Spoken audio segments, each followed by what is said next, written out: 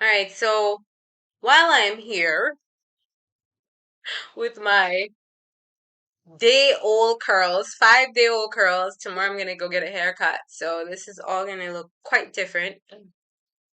Who am I kidding? You guys know this is not my actual, this is just my favorite look. But today we're gonna be talking about motherhood, guys, and I hope that, if the words of my heart and the meditations of my mind be acceptable to you, I think it's something like that. Rest in peace, Bob Marley. uh, So, guys, I'm here to talk to you about motherhood because I don't know if it's just the algorithm gods trying to mess with my brain, but I am getting a lot of content about being child free and it's the way to be and all of this stuff about like motherhood. Motherhood is not the definition of femininity and all that good stuff, or all that stuff. But I just want to talk to people a little bit who want to be mothers. Let's just make that establishment. Let's just establish that right now. If you're here and you don't want to be a mom, then you probably should just move on out of this video because this is not you. This is not you. This is not for you.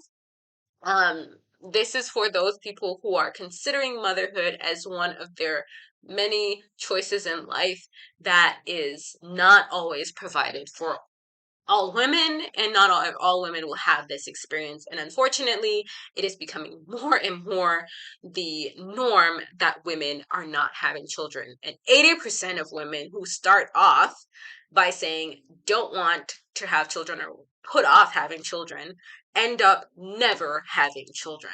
And that is extremely sad. Like, I could remember working towards having my second child, having already had one, by just sneezing wrong and then working towards that for a year, and that feeling of feeling that, oh my gosh, this may not happen. The first one is the last one, and I probably will never be a mother again.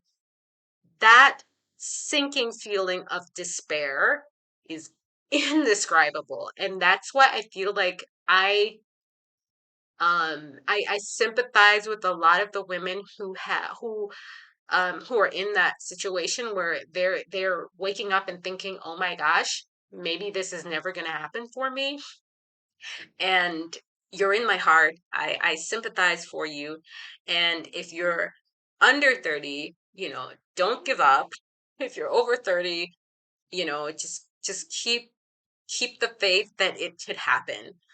Um, And so I'm not trying to be insympathetic to those women because I have been in that situation where I was sitting at the doctor's office thinking, okay, if she comes out of here and says to me, sorry, just hug and hold your one daughter because she's it. Um, that would have been very, very traumatizing for me. And it took me a year to get pregnant. Like I told you before, I think I was 35. Yes, I was 30. I was 35 when I had my second child, and that is high risk pregnancy for the most part. Um, Baby and I were fine, perfectly healthy, normal, happy.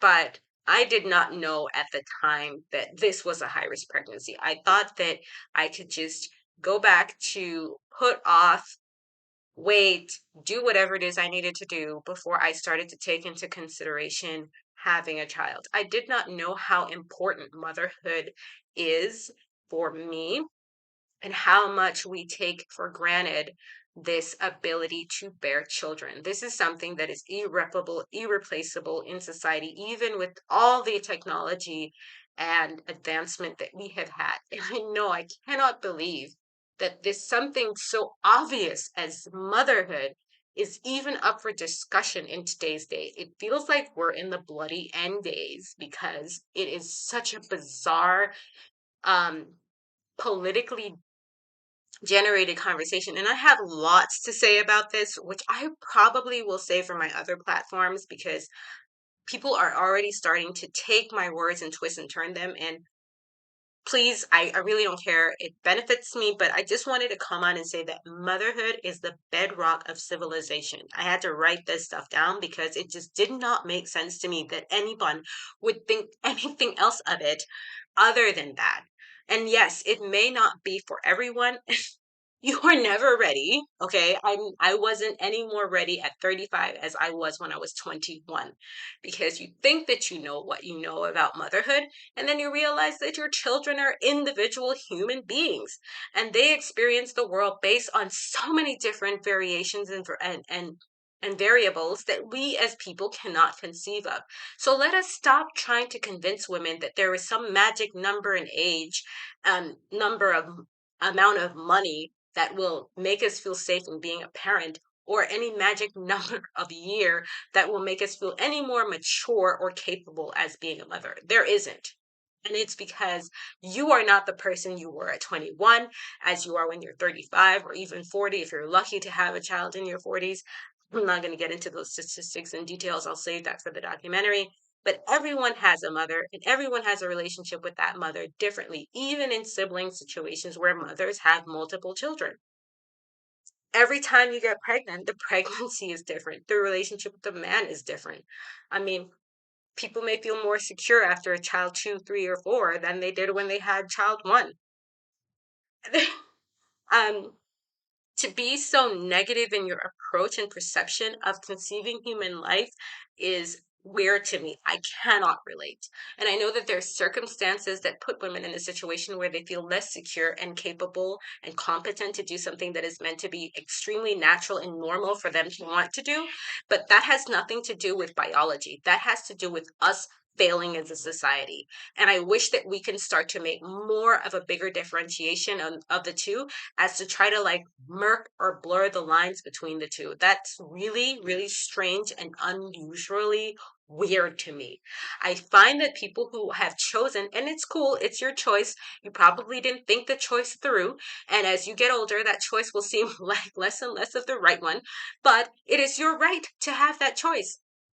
But please stop imposing and feeling like you have to defend said choice against those who choose otherwise, and make it feel like someone is somehow lesser than you because they choose to bring life into this world. The same life that you're going to expect to go to work and pay your pension, because the robots will not do that. All right? This is something that is clearly like not entirely thought over. And if you're thinking that the government is somehow going to be the one that is going to cover your expenses in the future, who the hell is the government? You are the government. And if there is no you, or no me providing more of you, or no you providing more of you, then who is the government? No one. There is no government without people. Anyways, I think I'm getting a little too, this is not YouTube friendly. I have to be a little bit more. So, whether or not you agree or disagree to the subtle differences between parenting and non-parenting, or whether or not you feel like a female's sole purpose is to bear life, or whether or not you feel that women should have the choice, or should choose otherwise, or should have more freedoms, whatever your situation is that it is a direct result. You listening to this video, whether you agree with children, having children or not having children, you are the direct result of the environment in which you have come from, and a sole compensation of the things that you have been fed. No one is exempt from this way of, even I can admit that the reason why I feel like having children is so natural is because I come from a big family, and family is a huge part of my orientation. All of the women in my family have children, and while I might not agree with all their methodologies of parenting and motherhood, I do respect it even more so as being a mother myself, as something that is vital and important to the continuing existence of society.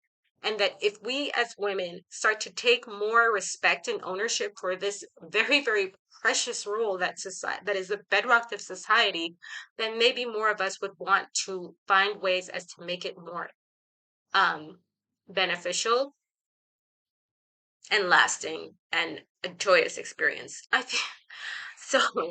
Um, no. Your children are individual human beings and should be treated as such. but they're also a part of you. And so if your parents have failed you as women, if you're a woman and your mother yourself situation is not something that you look at in the mirror and see as something that you want to replicate, then I think that, like I said in my last video, it is something that you should actually think about rectifying by going to seeking help and a proper therapist. I myself have had to face some of the harsh realities of my godlike mother, goddess-like mother that didn't do things that I feel like I should have had in my life. But I will no longer be blaming her, because that's what motherhood and maturity is. Growing up and learning how to mother yourself where your mother couldn't, and not blaming the society and being feeling so self-entitled as to wanting to get someone else to do something for you. But of course, if you don't have children, then of course your expectation is that there is always somebody else who is going to take care of me, because you are not familiar with the process of taking care of someone else. All right. I hope that this has been helpful content. I try to be as nice as I possibly can, because I like to have my content on YouTube a little bit more friendly. But this is part of my brand and who that I am. And if this means that I will lose your subscription, then I will have to accept that this is where the rubber meets the road for me. Please make sure that you stay safe and stay free.